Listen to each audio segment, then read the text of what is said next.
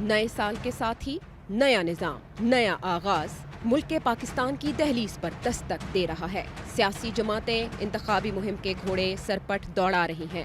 Set adjustments اور alliances کا زور ہے اور ہر کسی کی دوڑ وزیراعظم ہاؤس اور ایوان صدر کو اپنانے کی ہے۔ مگر اب بھی الیکشن کے انعقاد کے حوالے سے کہیں نہ کہیں کچھ کھٹپٹ ہے۔ کیا کہیں کوئی کھچڑی پک رہی ہے؟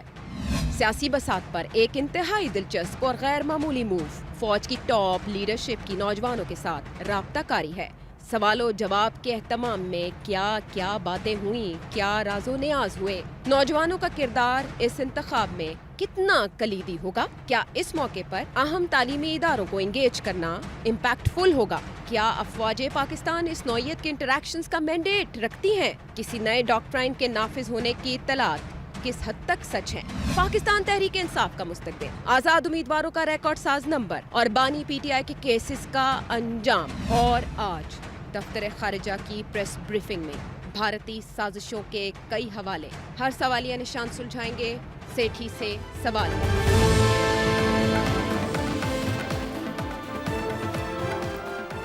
السلام علیکم، سیٹھی سے سوال کے ساتھ میں ہوں سیدہ عائشہ ناز اور میرے ساتھ موجود ہیں نجم سیٹھی صاحب۔ السلام علیکم سیٹھی صاحب، welcome back on screen after so long. آپ نے آنچ تیز کی اور اس کے بعد ابال آیا، خود آپ غائب ہو گئے۔ People missed you. کیسا لگ رہا ہے آپ کو اسکرین پہ واپس آ کے؟ اچھا لگ رہا ہے مگر اس وقت کے حالات اور آج کے حالات میں بڑا فرق ہے۔ ہاں، میرا خیال ہے کہ اب میڈیا کی آزادی خطرے میں ہے اور آگے جا کے اور بھی پابندیاں لگیں گی، تو اس لیے اب ہمیں بڑے خیال کے ساتھ بات چیت کرنی پڑے گی۔ میرا خیال ہے جس قسم کے مثبت رپورٹنگ، ہاں نہیں، اسپیشلی سوشل میڈیا، اور پھر اب میرا خیال ہے کچھ نو گو ایریاز بھی ہیں، اب سننے میں آ رہا ہے ریڈ لائنز بھی بن رہی ہیں خصوصاً اسٹیبلشمنٹ کی طرف سے، اور آگے جس قسم کے حالات بن رہے ہیں اسٹیبلشمنٹ کا میجر رول ہوگا in political developments and in government, تو میرا خیال ہے دلچسپ راستہ آگے نظر آ رہا ہے۔ میچ دلچسپ ہونے جا رہا ہے اور آپ نے کہا حالات میں بڑا فرق ہے۔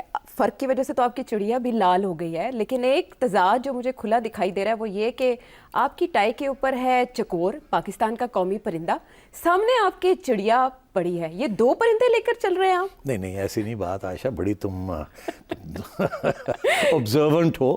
ایکچولی چڑیا جو ہے وہ میری ذاتی آئیڈینٹی ہے، اچھا، اور یہ پاکستان کی آئیڈینٹی ہے، تو نیشنل آئیڈینٹی میری یہ ہے۔ اچھا، جب پاکستان کی آئیڈینٹی کی آپ بات کریں، مجھے سمجھ تو آ گئی آپ کی بات، لگ رہا تھا مجھے تضاد، لیکن آپ نے دور کر دیا۔ پاکستان کی جو خود مختاری ہے، آج کی ٹاپ سٹوری بھی ہے، تو اس کی طرف آ جاتے ہیں، بات کر لیتے ہیں کہ ایک پریس کانفرنس، آج پریس بریفنگ آئی فارن سیکرٹری کی طرف سے، اور انہوں نے بتایا کہ بھارت جو ہے وہ پاکستانی سرزمین پر بھی ٹارگٹ کلنگ میں ملوث ہے، اور بھی کیسز ہیں جو کہ آہستہ آہستہ کر کے سامنے لائے جائیں گے، ثبوت بھی موجود ہیں۔ بھارت اس سے پہلے امریکہ اور کینیڈا میں بھی یہ کام کر چکا ہے، تو پاکستان تو اس کے لیے ویسے ترنے والا ہے۔ اب آپ دیکھیں یہاں پر جو سوال آپ سے میں نے کرنا ہے وہ یہ کہ رپورٹڈلی آرمی چیف نے یہ کہا ہے کہ بھارت کے ساتھ مفاہمت کا سوال ہی پیدا نہیں ہوتا، کدی سوچنا بھی نہ۔ دوسری طرف آج ہم نے یہ پریس بریفنگ دیکھی ہے، لیکن نواز شریف صاحب جب واپس آئے تھے، جب یو کے سے چلے تھے، تو ایک آیا تھا ٹائٹل سامنے، پرامن ہمسائیگی اور معیشت، اور جہاں آپ پاکستان آئے تو اسپیچ کی اور کہا کہ ہمسایوں کے ساتھ ہم بگاڑ کر دنیا میں چل نہیں سکتے۔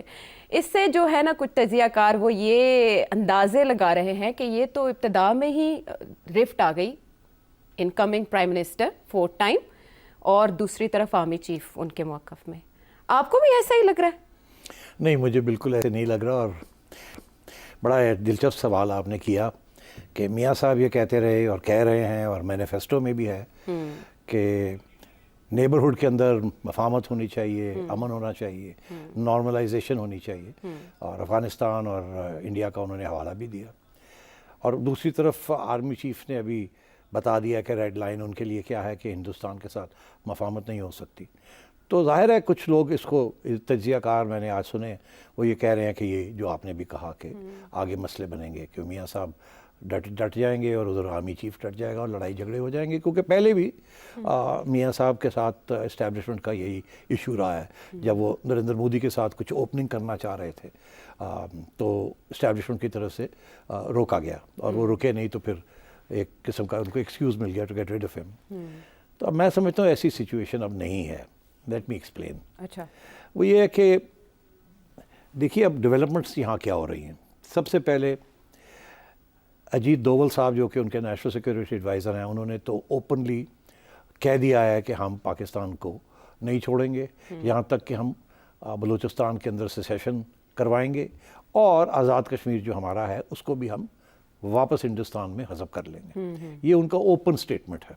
और अभी भी नरेंद्र मोदी साहब भी इसी किस्म की बातें कर रहे हैं कि अब ये तो हमने कर लिया 370 को ख़त्म करके, और अपना कश्मीर उसको तो फेडरल गवर्नमेंट के अंदर आ गया, उसका स्पेशल स्टेटस ख़त्म हो गया, और अब अगला स्टेप ये है कि आज़ाद कश्मीर, जिसको पाकिस्तान आज़ाद कश्मीर कहता है, वो भी हमारा हिस्सा होगा।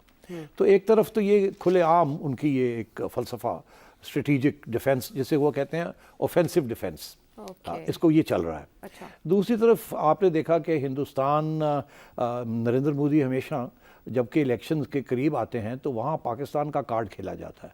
पाकिस्तान के अंदर इलेक्शंस में इंडिया कार्ड नहीं खेला जाता।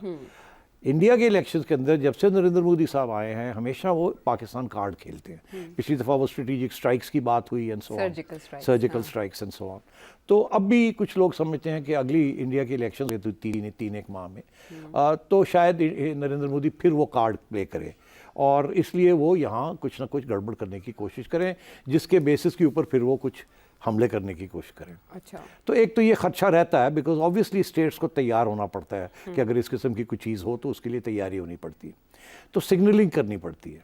अच्छा। अब पाकिस्तान की तरफ से ये आर्मी चीफ का ही सिग्नल है टू इंडिया। अच्छा। के और ये जो प्रेस कॉन्फ्रेंस हुई है ये भी सोची समझी प्रेस कॉन्फ्रेंस है। ये पहले जब ये लोग मारे गए या उससे पहले सबको पता था कि इंडियन हैंड है यहाँ। तो इसलिए मगर उस वक्त इसका जिक्र नहीं आया जिस तरीके से अब आया है, फोकस्ड। और उससे एक दिन या 2 दिन पहले खबरें यही हैं कि आर्मी चीफ ने कहीं बैठ के एक मजमे में ये कहा है कि हम मफामत करने के लिए तैयार नहीं हैं, क्योंकि इंडिया तो पाकिस्तान का वजूद ही नहीं मानता, वो तो पहले दिन से उसके खिलाफ है। तो ये रिपोर्टेड ये बात आई है। तो इन चीज़ों को आप मगर मिला लें, एक तरफ रखें आप सिग्नलिंग, पाकिस्तान सिग्नल कर रहा है इंडिया को कि हम समझते हैं कि आप मदाखलत कर रहे हैं जी। अगला सिग्नल क्या है कि हम नहीं आपके साथ मफामत करेंगे अगर यही रास्ता रहा। मगर तीसरा सिग्नल क्या है? तीसरा सिग्नल है ईरान के साथ जो कुछ हुआ है। देखिए ईरान ने ये जो 3 स्ट्राइक्स की हैं, एक सीरिया में, एक इराक में और एक पाकिस्तान में, ये सोची समझी एक चाल थी उनकी तरफ से। अच्छा। मगर सीरिया में और इराक में तो पहले भी उनकी मदाखलत रही है और वहाँ से कोई रिएक्शन नहीं आता, बिकॉज वहाँ कोई ऐसे घुसपैठिए हैं जो कि इराक को डिस्टेबलाइज कर रहे हैं और अमेरिका के कहने के ऊपर वो कर रहे हैं। ईरान का जो नैरेटिव है, बयानिया है, वो ये है कि अमेरिका जो है इजराइल के साथ मिलके ईरान को डिस्टेबलाइज करना चाहता है, बिकॉज ईरान एक वाहिद मुल्क है जो कि इजराइल के ख़िलाफ़ खड़ा है और ओपनली कह रहा है और हिजबुल्लाह को सपोर्ट कर रहा है एंड हुथीज़ को सपोर्ट कर रहा है। सो मैं ये समझता हूँ कि ईरान ने फैसला किया कि ये वक्त आ गया है कि एक सिग्नल उनको भी देना है। अच्छा, उन्होंने क्या सिग्नल दिया? उन्होंने वहाँ 2 स्ट्राइक्स कर दी। अब पाकिस्तान के अंदर स्ट्राइक करने का क्या फ़ायदा था? अच्छा, उसका भी मैं आपको बता दूँ, ईरान के अंदर भी इलेक्शन होने जा रहे हैं मार्च में। अच्छा। ईरान के अंदर लेजिस्लेटिव पार्लियामेंट्री इलेक्शंस होने जा रहे हैं। हाँ। ईरान भी इस वक्त दिखाना चाहता है अपनी आवाम को वो नेशनलिस्ट फर्वर जो होता है ना, अग्रेशन का, कि हम भी हैं, ऐसी कोई बात नहीं है कि हम नहीं आगे घुटने टेक देंगे। तो ईरान अपनी आवाम को भी अपनी हार्ड लाइन दिखाना चाह रहा है। अब उसमें उन्होंने ये सोचा कि ये 2 तो हम करते रहते हैं, ज़रा इधर पाकिस्तान के साथ भी हो जाए। पाकिस्तान ब्रदरली नेशन है और हम तो हमेशा यही कहेंगे कि जी हमने पाकिस्तान को अटैक नहीं किया, वहाँ तो वो घुसपैठिए हैं जो कि backed by Israel and America जो हमें डिस्टेबलाइज करने की कोशिश कर रहे हैं, हमने तो उनके खिलाफ एक्शन लिया। तो ये सोच के उन्होंने इस कंबाइंड स्ट्रेटजी की है। अच्छा। इसके पीछे जो हमारा शक है, हमारा शक ये है कि Iran and India very close. India और ईरान का जो नेक्सस है उसके 2-3 पहलू हैं। अच्छा। और हो सकता है कि ये भी जो पाकिस्तान के ऊपर जो उन्होंने स्ट्राइक की है, हो सकता है कि ये आइडिया भी इंडिया ने उनको दिया हो कि ये इंडिया चेक कर रहा है कि पाकिस्तान कैसे रिएक्ट करेगा कि नहीं, और ईरान से करवा के देखा जाए कि पाकिस्तान क्या करता है कि नहीं। इसीलिए although it's a brotherly country, हमने बिल्कुल स्विफ्ट रिटेलिएशन की है और वहीं रोक दी है। تاکہ اس چیز کو آگے نہ بڑھنا جائے. مگر ہمارا ڈیٹرنس جو ہے وہ پیغام ایران کو اتنا نہیں دیا آپ نے انڈیا کو. اینڈ افغانستان نہیں, افغانستان تو دیکھیے وہ تو they are not striking missiles on us, but ہاں یار T T P activities of T T P. ہاں, مگر یہ basically it's a message for India.